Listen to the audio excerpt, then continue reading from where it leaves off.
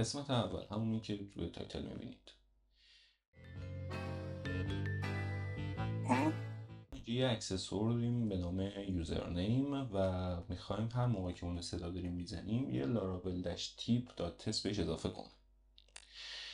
اما حالا اگه میخوایم مقدار خامش رو بگیریم باید چی کار کنیم؟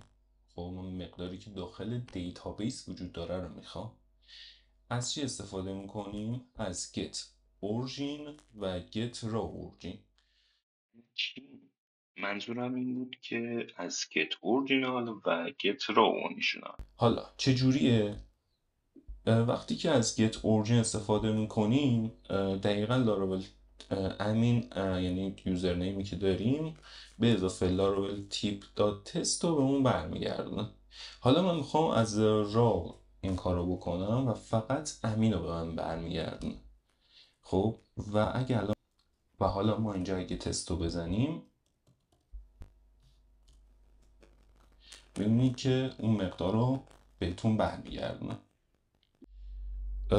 لاراول به صورت پیش‌فرض میاد فکتوری ها رو توی پف دیتابیس فکتوری میاد اون فکتوری که مربوط به خودشه میشناسه. حالا من میخوام توی یک انوایرومنت تستی که دارم بیام از فکتوری تست یوزر فکتوری استفاده کنم.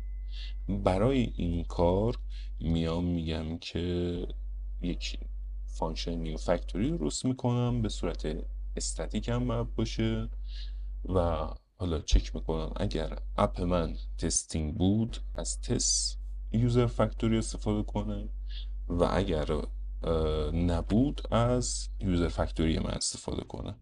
The next day. حالا ما میخوایم ریلیشن که داخل پست داریم رو کال کنیم، اما تفاوت که میخوایم فقط آیدی و یوزرنیم اون کاربرمون رو بگیریم. از این کد استفاده میکنیم تا یوزرنیم و آیدی اون کاربر رو بگیریم. این حالت باعث میشه که سرعت بیشتری تو لود دیتا داشته باشیم. اگر ما بخوایم دو تا مدل مقایسه کنیم که آیا شبیه هم هستن یا نه، از فانکشن ایز استفاده میکنیم. خب همینطور که میبینید من حالا یک یوزر گرفتم، یوزر دو، و میگم که آیا شبیه هم هستن یا نه. من این اکسپت رو دارم که باید شبیه هم دیگه باشن. خب تست رو وام کنیم، میگیم A تست و میبینید که پس نشد چون این دوتا با هم دیگه برابر نیستن. حالا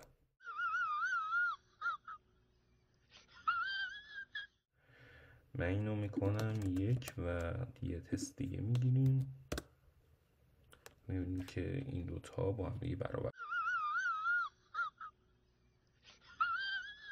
شدن. خب برای کوتاه کردن ورهزمون میتونیم از ور ریلیشن استفاده کنیم به طوری که به این صورت میشه. 5 minutes later. خب این قسمت اول بود.